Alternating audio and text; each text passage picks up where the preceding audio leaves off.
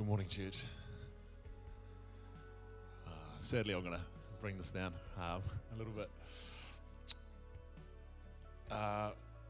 As Chris introduced, we're going to be talking about some pretty tough issues that are facing us here in New Zealand, and it's my job to deliver the first one. And this morning, I want to address suicide. According to research released last week by Auckland University, 1 in every 20 teenagers in New Zealand attempted suicide in the last 12 months.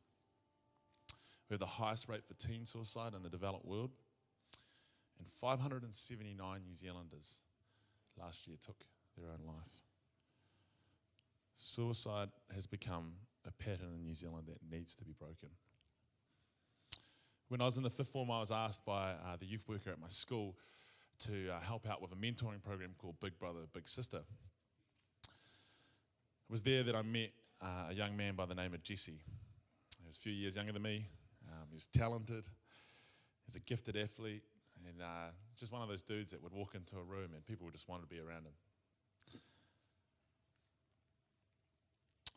Throughout that year, I got to know him by just playing sports with him, hanging out with him, eating food, as males like to do. And slowly but surely, I just got an insight on how this kid operates and what he was like. He's a bit of a handful in the classroom, and the teachers were often kicking him out. So they asked the youth worker and myself if we could probe a little bit deeper and find out what was going on. Turns out Jessie was raised by a single mother who was doing her best to cope after Jessie's father committed suicide 2 years prior. Jessie, at the age of 13, was asking questions that no 13-year-old should ever have to ask. The year went by, Jessie settled down, started behaving in class. He made his age group rep team for rugby, and he started to come out of his shell.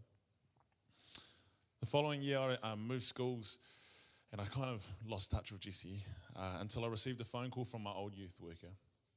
It wasn't good. Jessie had hung himself at the age of 14. One of the last things he said to anyone was that he wanted to be with his dad. This story had a huge impact on all of his peer groups, but especially me. It's something I actually still find really hard to talk about. But it's a story that needs to be told, and I need to keep telling it. And a story that is sadly too common in New Zealand. Many of you have got your own experience with suicide. For me, Jessie was the first, and sadly hasn't been the last.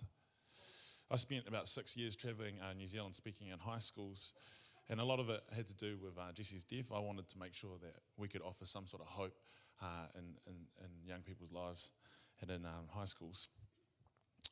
And in doing so, you know, in each presentation, I'd talk about health, and regardless of the topic, whether it was sex, drugs and alcohol, mental health, at the end, we always try and catch a glimpse, or we sell a glimpse of an alternative vision for life. We try and sell hope. That's what we do. But if I'm honest with you, there were many days that I'd turn up to a school and I felt hopeless. You walk into rooms and they're pretty dark, some of them, and they're pretty heavy. I mean, you can see everyone, but it feels heavy. It feels thick.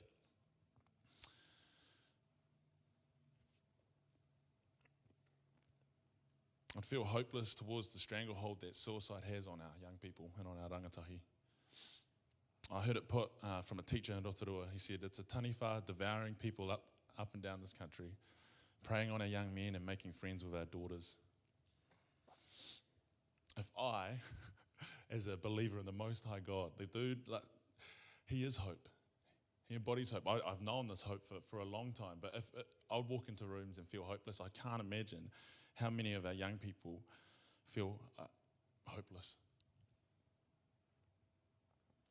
So many young people, and so many people in general, adults as well, we're not immune to this, get to a place where they believe that suicide is the only escape for their current situation or their pain. I'm not sure if you've seen this, but New Zealand Herald's been running a series recently, a campaign called Break the Silence. And they've given a voice to untold stories and experiences of suicide. For years, the research has informed us that wide publication and normalization of this topic would cause copycat behavior. And though I don't disagree with some of the findings, I'd say that we've adopted this approach for 30 years and it hasn't done anything. It hasn't changed. Mike King, he's a comedian and a spokesman for mental health and suicide. He says, although there are many contributing factors towards our high suicide count, one of the big standouts is the growing generational gap between the baby boomers and their kids and their grandkids. What we think our children know and are exposed to about this topic, about suicide, and what they actually know are worlds apart. King argues that we need to destigmatize suicide before we can rid this country of that beast. And I'd have to agree with him. We need people to share where they're at, and we need them to feel safe when they're talking about what's going on for them. But the thing is, they're not going to share unless they know that they're loved. They're not going to share unless they know that they'll be free of condemnation, ridicule, or guilt tripping. Even in writing this, in reflection, I had to come to grips with the fact that I've been guilty of writing people's cries for help off by saying things like, oh, they're just looking for attention, or come on, man, don't be stupid. Or even thinking to myself, come on, mate, just cheer up. But it's this very thing, that very stigma, that allergic reaction that we need to address. This has become a pattern in our country that needs to be broken. Often we feel like we don't have much to say in our biggest issues, especially suicide, but we're so wrong. We as a people group, as a church, as carriers of hope, are charged with being good stewards. So, I ask you, each and every one of us, please be a good steward. Be a good steward of the words that you give. Affirm people. Let them know that they're loved. Even the way that we speak about this topic. I encourage you, have open and healthy conversations with your children, with your loved ones. Be a good steward of your attitude.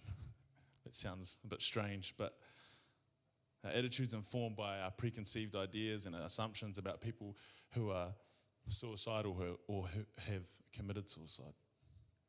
Lastly, be good stewards of our hope. Be good stewards of the hope that you carry, even if it seems insignificant in the face of these big issues. And together, with the little things that we do possess, with our offering of hope and compassion and aroha, may we start breaking the pattern of suicide in our country.